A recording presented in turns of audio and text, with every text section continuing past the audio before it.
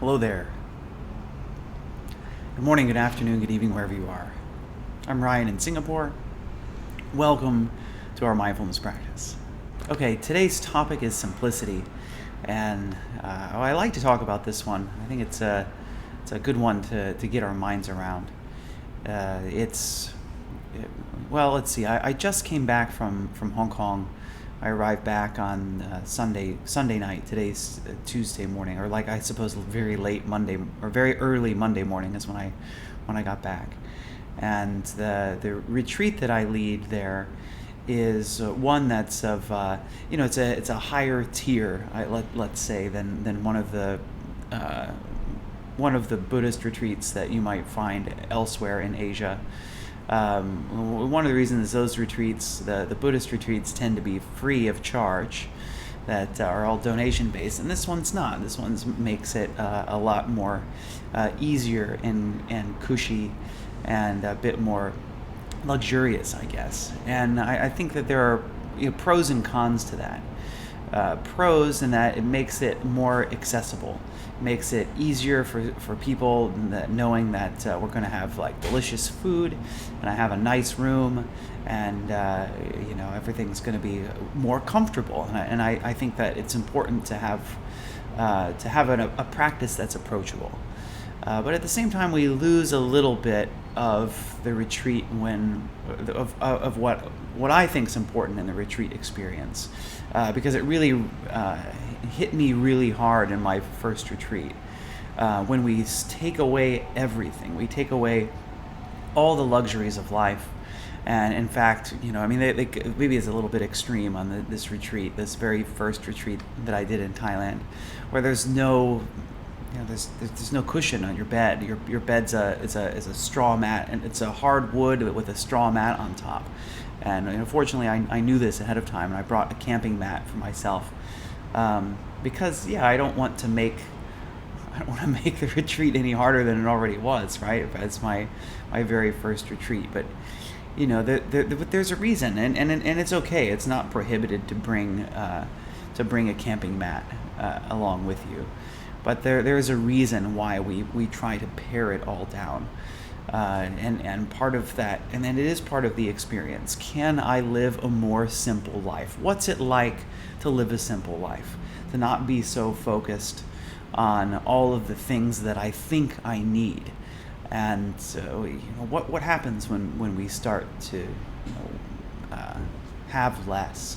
And have less choice. That was another thing, right? Is you don't choose what you're going to eat on those retreats, right? It's all vegetarian food, and it's all very simple food. And of course, in Thailand, it tends to be Thai food, right? And the retreat that I went to in Hong Kong, all the food is like Hong Kong style food. And I think this is part of the experience. I think they mention, as a monk, you eat what you are given.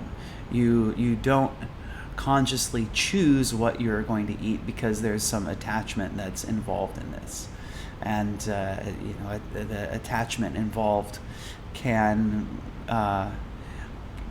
cause us to be less equanimous, right? Equanimity, right? What's the definition of equanimity? Clinging to pleasure and pushing away, clinging to pleasant things and pushing away unpleasant things. So it may be a bit extreme, but it's certainly good to have a taste of. And what I found that's really interesting about this is that gratitude rises naturally out of simplicity.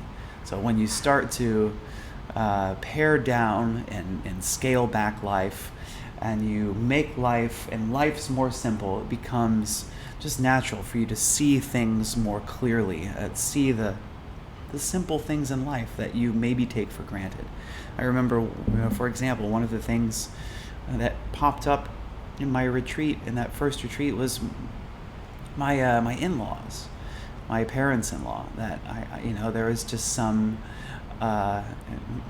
it just popped up. Just the kind of gratitude I had for them, and that I think I just kind of taken for granted, that that how good they are to me, and how the benefit they have in my life. So this is a kind of a long way to talk about simplicity, but simplicity does really help in our practice.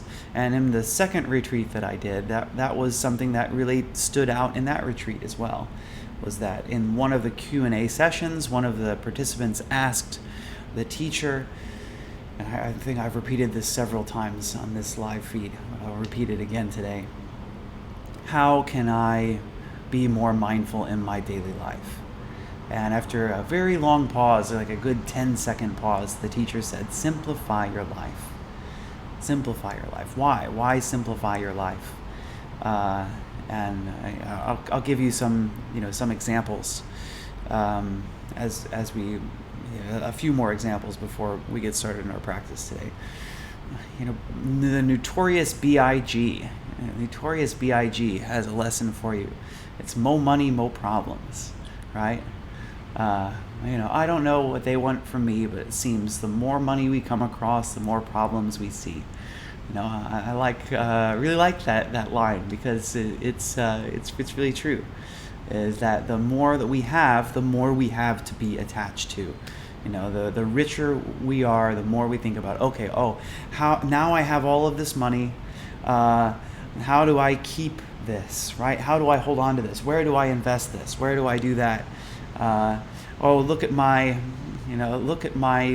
new stereo. Wow, it's so great. Oh no, something's gone wrong with my stereo. How am I going to fix it? Oh, I've got this new car. It's so fantastic. I love my car so much. There's some problem. Oh no, I got into a car accident.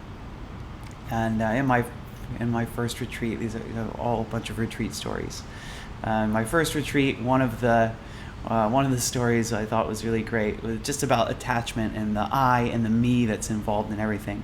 Is that last night there was a big storm, and your neighbor Mabel, right? Mabel's got a Prius, and you walk over to that side of the house where Mabel is, and where Mabel's house is, and you look, and a tree has fallen, and it has crushed Mabel's Prius. And you say to yourself, oh, poor Mabel. I hope she has insurance. I hope, wow, what a shame that's happened to her car. And then you walk over to the side of the house with your garage, and you see your Prius, and you see the tree has fallen down and crushed your Prius, and you go, oh my gosh, look at my car. My car is destroyed. I hope I have insurance. Did I pay my insurance? And then the thoughts that go here. And what's really interesting is that the thoughts when it's my car are completely different than when we see Mabel's car crushed. Even though, if you look, the exact same thing has just happened. Right? Like physically, in the physical world, the exact same thing has just happened, but the difference is that in one side there's the mine, and the other side the mine isn't there. And so when we have some mine or me associated with these things, they tend to cause us to suffer because we're attached to them. And by the way, eventually you have to let go of all of it anyway. So that was really one of my and I'll say, after my second teacher training in MBSR, I met someone who lived his entire life out of a single backpack. Like, he had like all of these great like matching clothes, and I was really impressed about how well he lived out of his backpack. And he had a really relatively successful career outside of mindfulness too, and so it was really inspiring for me. And I think you may notice that I think I have like 3 shirts that I wear to this daily practice, and it's not actually 3. There are like clones, in fact, of these 3 shirts. So I have the 2 white shirts. I think my other shirts, I'm gonna have to buy more. I think I only have one blue.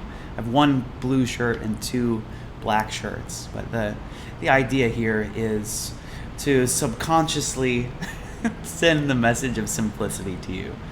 And frankly speaking, I mean, I do have other t-shirts, but in the most of my daily life, I just wear this stuff.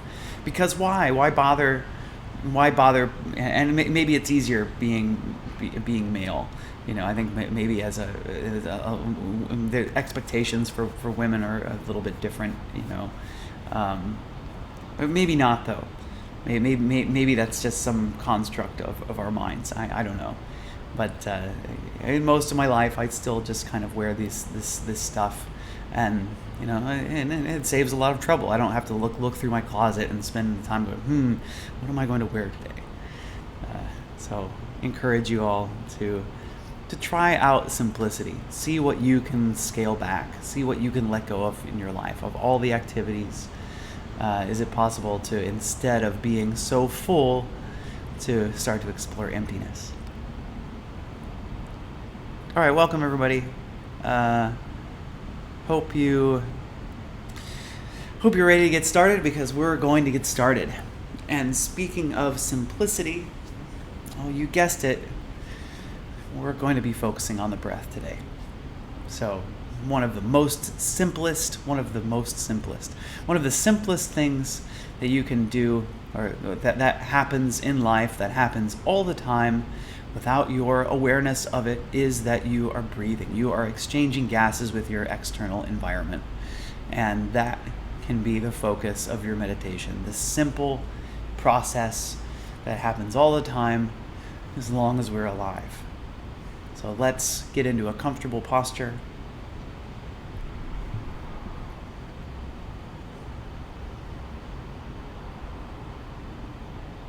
If you like, allowing your eyes to close. If not, having a soft gaze about 45 degrees downwards in front of you.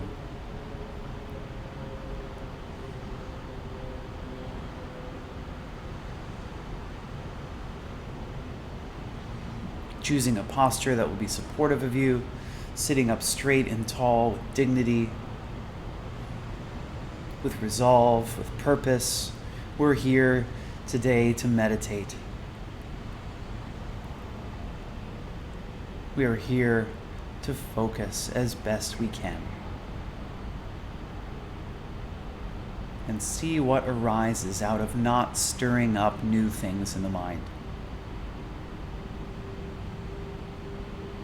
So as you sit here, as you arrive in stillness, can you begin to notice the gentle movements of the body with the breath? Expansion as we breathe in, contraction, release as we breathe out.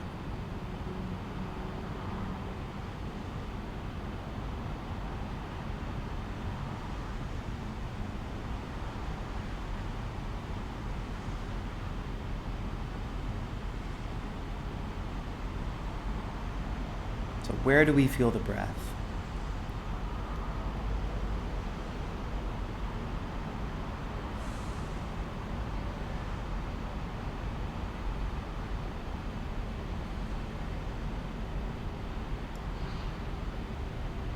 If you don't know where to look for the breath, checking into the abdomen. One thing that could be helpful, if you like, is placing your right hand on your chest, and your left hand on your belly.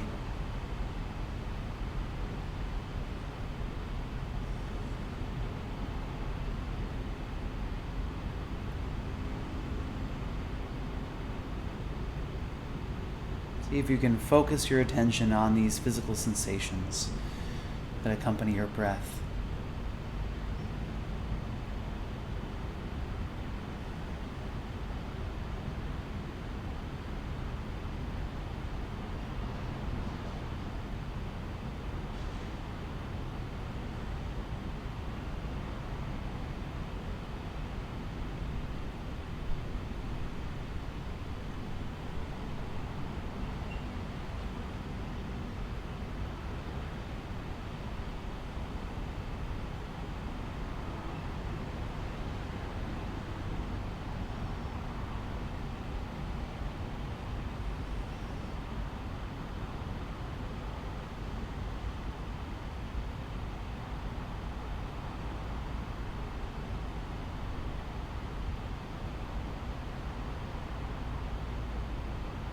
As we sit focused on the breath, from time to time we'll find the mind wanders away. Mind wanders to the complexity of our life. All kinds of little thoughts show up, partially because of the non-simplicity of our lives. Can we gently let go of those thoughts and come back to the simple? Come back to that gentle rising and falling with a breath.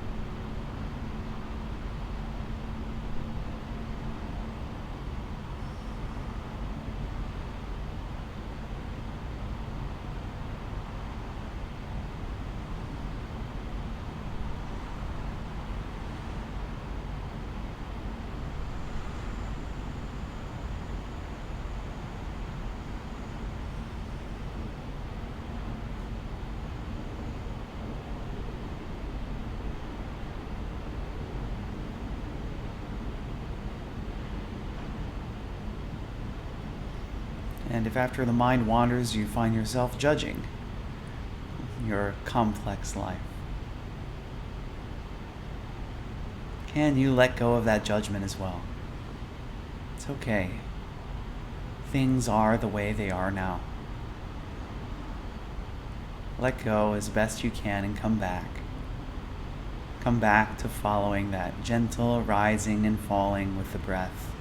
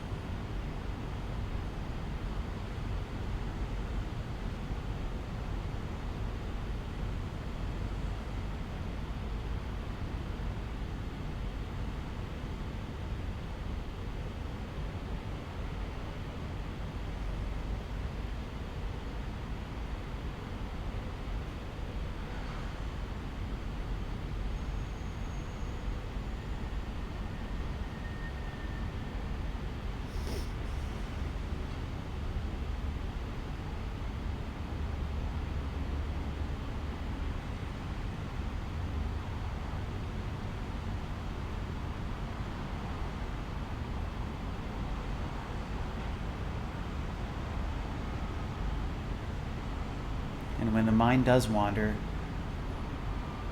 taking note what it is that distracted you. Because that was important for that moment. Then gently, as best you can, through that acknowledgement, letting it go, coming back to observing the sensation of breath.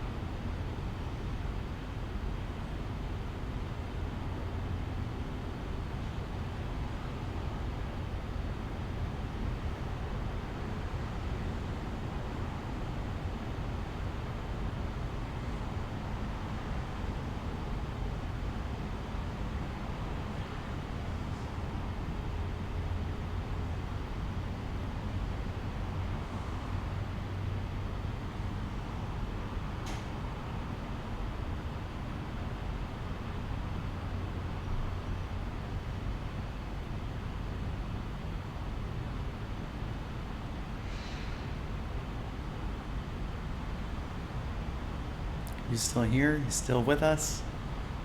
Still with your breath? If not, come back. And do you ever notice any judgment about how the meditation is going? Don't worry about it. As long as you're trying to meditate, you are. And the past is over. Whatever difficulty you had 10 seconds ago is not now. So refocus. Come back to the breath now.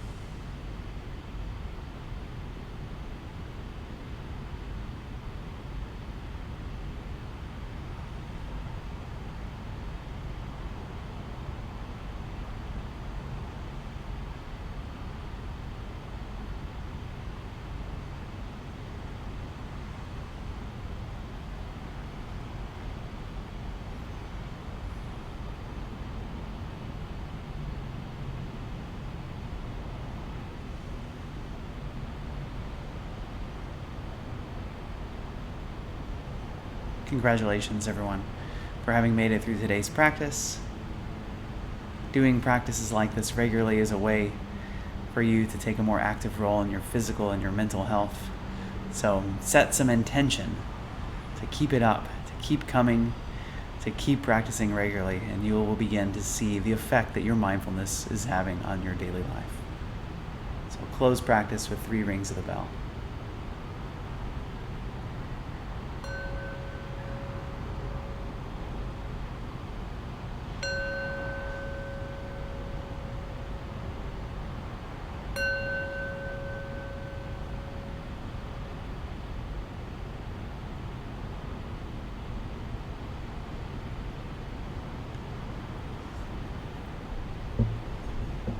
All right, thank you. Thanks for being here. Thanks for taking this time to practice. And yeah, how'd it go for you today?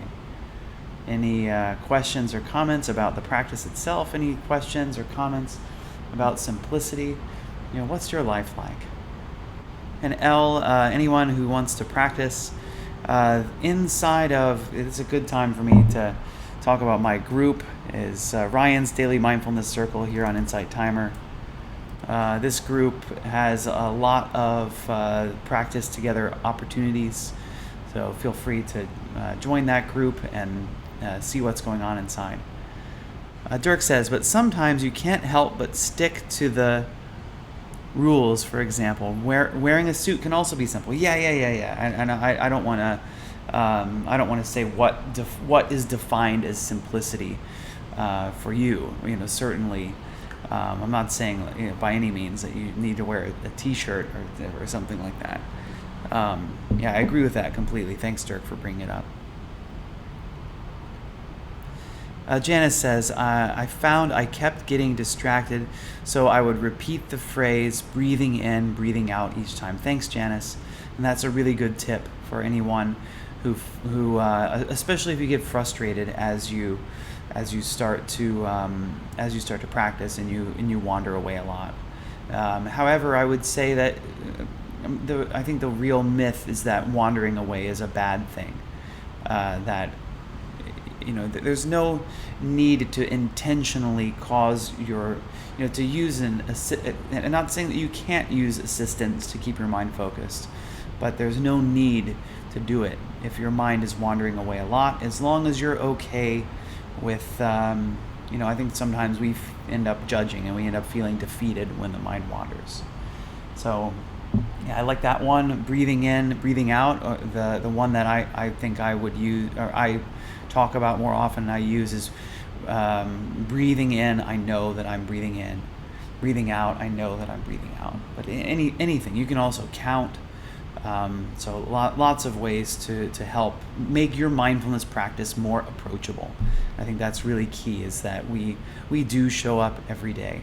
We do this practice because it is regular practice that will help you to see results. Barbara says, my mind was distracted a lot by all the ways I could simplify my life. Silly mind, my intention was to focus on the breath. Thanks, Barbara, for sharing. Yeah, good to be back.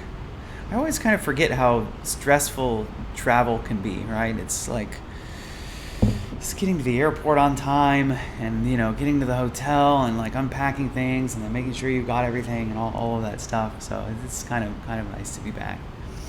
Thanks, Marcel. Appreciate you too. Thank you, Sybil. Thanks everybody for being here. Just as a reminder, these daily live practices are being recorded. I upload them to YouTube to a channel called Ryan Grimes Mindfulness, so you can check that out if you miss a practice. And I think that's mostly what it's for. People who miss the practice and they want to come back, or maybe you want to do it again. You miss something, you want to rewatch it, and it's broken down into chapters, so it's easier for you to navigate to what part of the meditation you want to go to. So feel free to go and use that as a guide and as a help for your own meditation. You can see what topics we've talked about in the past. So feel free to check it out. Ryan Grimes Mindfulness, and those are there for you as well. So the idea, of course, is just to help maintain regular practice, because that is how you will see the benefit in your life. As S.N. Goenka says, patiently and persistently, and you're bound to be successful. You're bound to be successful. Thanks again for joining. Let us close our practice with some well wishes to ourselves and for each other. May I be happy and peaceful. May everyone watching, listening, wherever you are, I wish you all happiness and peace. And may all sentient life throughout the universe, even those yet to be born, may they all be happy and peaceful. Okay, thanks everybody. I'll see you again in about 48 hours. So look forward to that. Until then, bye-bye.